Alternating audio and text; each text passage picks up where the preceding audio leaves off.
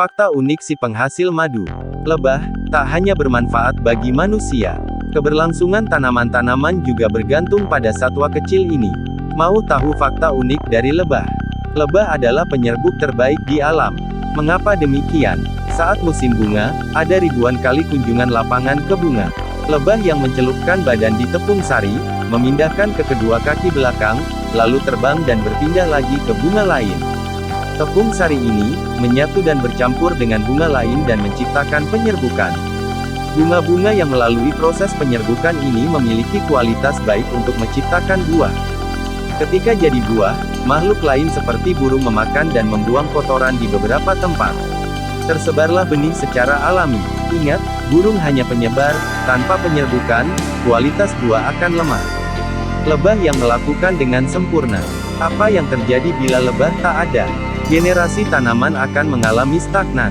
Tanaman-tanaman baru yang dibantu penyerbukan oleh burung pengisap madu atau serangga lain bahkan angin, tidak senggul penyerbukan lebah.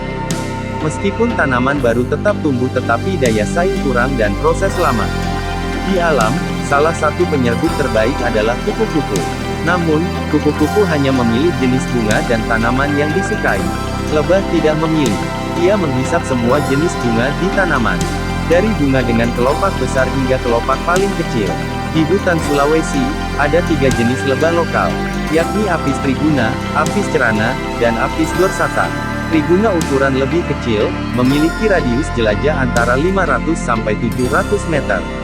Dorsata ditemukan di ketinggian 400 sampai 700 dpl dan cerana antara 700 sampai 1000 dpl, saat musim bunga mampu menghasilkan hingga 20 kg madu. Untuk menghasilkan 1 kg madu, lebah pekerja lapangan dapat menempuh perjalanan hingga radius 3.600 km. Ia memerlukan kunjungan lapangan antara 1.200 sampai dengan 1.500 kali. Coba bayangkan ada berapa banyak bunga yang penyerbukan dibantu lebah. Ratusan ribu bukan. Sang ratu dan ritual kawin. Setiap koloni lebah dipimpin satu ratu. Ratu secara fisik memiliki tubuh proporsional dan memiliki alat pengembangbiakan baik. Usia ratu bisa sampai 10 tahun. Usia subur hingga 5 tahun, 6 sampai 7 tahun mulai menurun. Lebah lain maksimal berusia 6 minggu. Setiap koloni lebah, meskipun sarang berdekatan, tidak boleh bercampur. Lebah tersesat dan salah masuk koloni akan dibunuh karena dianggap penyusup.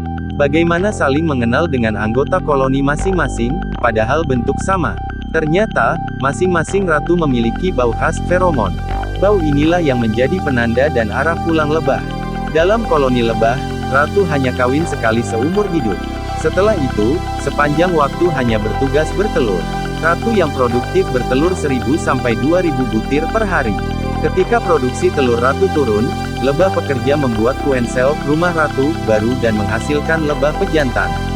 Ketika pejantan dewasa dan calon ratu baru siap, ratu lama dibunuh. Ratu baru menunggu sekitar 1 minggu untuk siap dibuahi. Saat tiba, ratu perawan keluar sarang dan terbang menjelang hingga radius 500 meter persegi. Saat itu, ribuan pejantan berlomba mendekati ratu perawan. Saat pejantan berhasil mengawini ratu, mereka akan saling terkait, terjatuh, hingga tersangkut pohon, ranting, daun atau terhempas ke tanah. Saat itu, alat reproduksi pejantan melengket di kelamin ratu. Ratu terbang lagi. Pejantan yang mengawini ratu mati. Pejantan kedua memiliki tugas lebih rumit. Sebelum mengawini ratu, harus melepaskan alat kelamin pejantan. Dalam sekali ritual kawin, biasa hingga 11 pejantan. Saat itu, kantong telur ratu penuh kembali ke sarang.